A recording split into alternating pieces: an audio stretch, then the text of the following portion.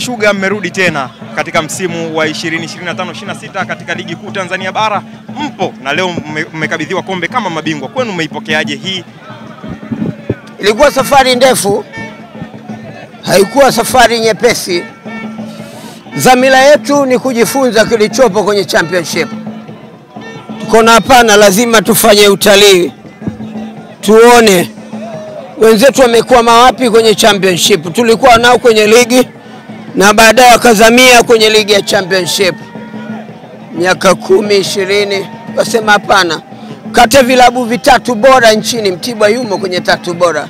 Tukasema ngoja tujitoe sisi vijana wa vijijini bwana, ngoja tuone, tuchungulie, kuna mapango, kuna wanyama wana meza. Vilabu vingi sana vimepotea. Tumejifunza mengi juu ya safari yetu ambayo tumeifanya kwenye utalii wetu. Unaita utalii, kwa nini utalii? Tuliamua kufanya hivyo kwa lengo la kujifunza. Tulikuwa na vilabu vingi sana ambavyo vina historia kubwa ya soka ya Tanzania. Vilikuwepo kwenye ligi kuu, vikaangukia kwenye championship, na sasa vipo. Tukasema huko ndani kuna nini? Na kwa nini vilabu vinakaa miaka 10-20 afu vinaibuka vinarudi kwenye ligi kuu? Kuna kitu gani ambacho kinawafanya wasirudi haraka kwenye ligi kuu? Kwa hiyo tumejifunza mambo mengi, na sisi kama mabarozi tutaendelea kusema na vilabu vya ligi kuu kwa safari ambayo tumeifanya, kwamba tumebaini haya na haya. Nadhani itakuwa mwongozo kwao kupitia kwetu kuhabarisha kile ambacho tumekiona, ugumu na uzuri wa michuano ya ligi ya championship. Mmerejea vyema sasa kwenye ligi kuu. Tutegemee nini kutoka kwa Mtibwa Sugar? Mtibwa si timu ndogo kwenye soka ya Tanzania. Ndio, mkiwa mna kumbukumbu mmeshawahi kutoa ubingwa wa ligi kuu. Historia ambayo haijafikiwa na klabu yoyote Dar es Salaam. Sawa, Simba Yanga wameshatoa ubingwa misimu 2-3. Lakini nje ya Dar es Salaam ni Mtibwa peke yake ambaye ina historia kubwa ya kutoa ubingwa mwaka 1999 na 2000. Kwa hiyo tuna uzoefu mkubwa kwenye ligi kuu. Tuna lengo la kurejesha makali kwenye msimu ujao wa ligi kuu. Tunaamini tuna vijana ambao wamelelewa ndani ya Mtibwa. Hiki ni chuo cha mpira cha Tanzania. Vijana wengi ambao umeona leo hii wameifanya Mtibwa kuweza kung'ala kwenye championship ni vijana wadogo sana ambao tunawatengeneza wawe wachezaji wazuri baadaye vilabu vya ligi kuu na timu ya taifa ya Tanzania. Na lengo la Mtibwa ni kulea pato letu ambalo tunalipata kwenye utengenezaji na ulimaji wa sukari, utengenezaji wa sukari. Lile pato tunaona kuna haja ya kutengeneza vijana wengi. Kwa pesa tunaipata, tutengeneze vijana, taifa lijivunie uwepo wa Mtibwa kwenye mchango wa taifa hili la Tanzania. Kwa hiyo nikubaliane nami kwamba baadhi ya nyota ambao unaona msimu ujao utaonekana kwenye ligi kuu ya NBC. Wako wengi wamepita na wamepata mafanikio makubwa na wanacheza vilabu kadha wa kadha na timu ya taifa ya Tanzania. Lengo la Mtibwa ni kutengeneza ili taifa hili liwe na vijana hodari, vijana wazuri. Taifa hili liweze kujivunia mipango mikakati ambayo tunaifanya kama uongozi wa klabu ya soka Mtibwa nchini. Ndio, swali hili ningeomba unijibu, japo nadhani inaweza kani nimuulize kocha. Pengine tutategemea mabadiliko kwenye kikosi, hasa kwenye usajili mpya kutokana na tukiachana na hao ambao wameipandisha timu daraja. Hili swala ni la kiufundi zaidi.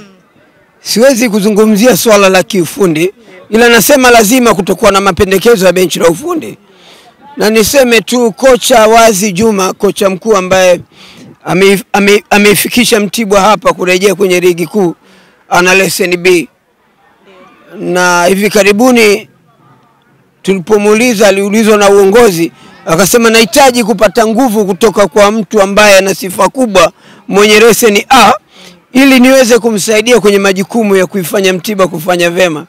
Kwa nadhani baada ya mjumuisho wa kocha mkuu na kocha msaidizi na makocha wengine watakaa chini waone namna gani waweze kuimarisha timu, wapi waongeze nguvu. Nadhani hili swala la kiufundi zaidi. Kwa tutegemee muda mchache tunaweza tukasikia kocha mkuu na maamuzi ambao wao wanapendekeza, na sisi Mtibwa tuko tayari. Kwa lolote ambalo watalipendekeza tuko tayari, sababu wao ni wataalamu wa kiufundi.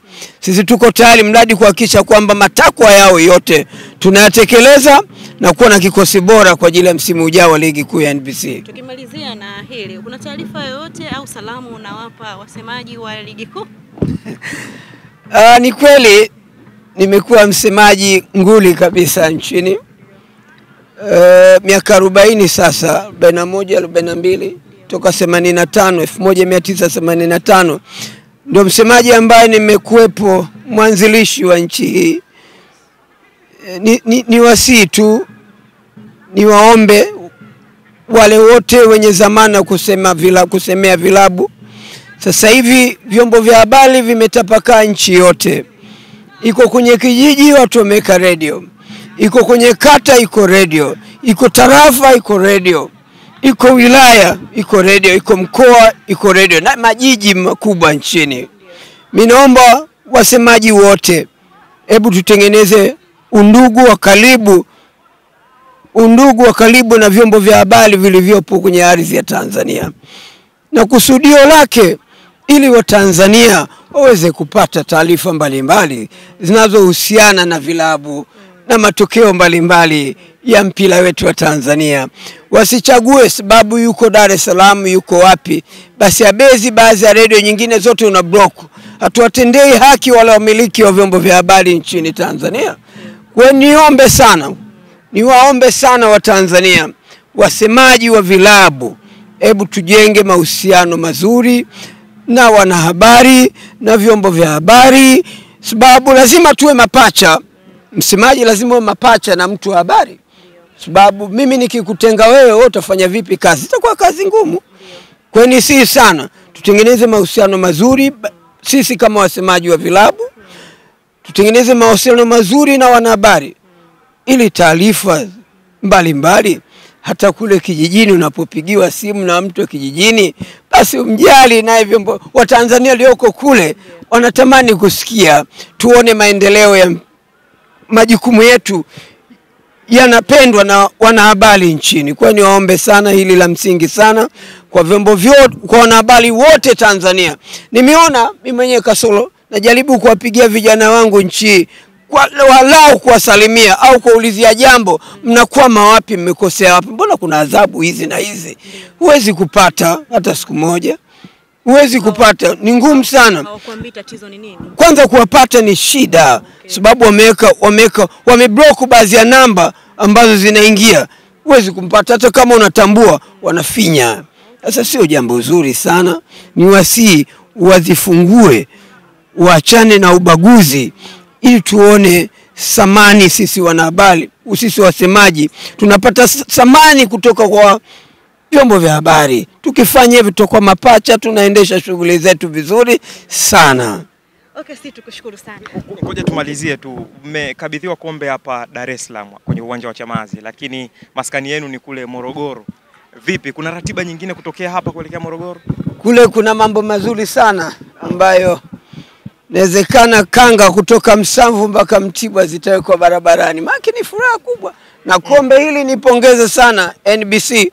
Nadhani ndio walioandaa ile kombe. Kombe zuri na heshima kubwa. Kwa hiyo nadhani mapokezi makubwa nategemea kuyapata. Mkuu wa mkoa wa Morogoro Alhaji Adam Kigoma Marima, chama cha mpira mkoa, chama cha mpira wilaya Mvomero, mkuu wa wilaya Mvomero wanaandaa mapokezi makubwa kwa ajili ya kupokea vijana hawa. Kwanza ni heshima kubwa sisi kama watalii ambao tumekuja kuona, halafu tunarudi na kombe la shaba. Kwa hiyo nao natamani kufanya mapokezi kuwajali hawa ambao wamepigana kwa kuleta heshima ndani ya mkoa. Kwa nadhani hili linafanyika, na nadhani juma hili tutaondoka kurudi kule. Naamini baada ya kuandaa utaratibu sisi tutaondoka kwa mwendo wa pole pole. Tunajua serikali ya mkoa inafanya maandalizi ya mapokezi yetu. Naomba umalizie tu kwa hili. Walima miwa wenzenu Kagera Sukari wameporomoka. Nini ambacho ungeweza kuwaambia katika championship msimu ujao? Ni kweli nimepata taarifa kwamba tutakuwa nao kwenye ligi. Na hasa maumivu makubwa wanayapata na michezo wa Kaitaba Bukoba. Walizoea kuona na uwanja mzuri pale Kaitaba, kati ya viwanja bora sana. wana simanzi wameumia kuona Kagera imeshuka, sababu ligi ikichezwa ndani ya mkoa wako uchumi unaimarika. Utakwenda Simba utalala hoteli, utakwenda Simba Uyanga utaboda boda, atafanya biashara atafanya kwa ujumla wake. Hata mama ntilie yule aliyokuwa anapika kuku 20 atapika kuku 1000, tumemuokoa. Kwa hiyo kushuka kwa club ya Kagera Sukari kuna maumivu makubwa kwa watu wa Kagera.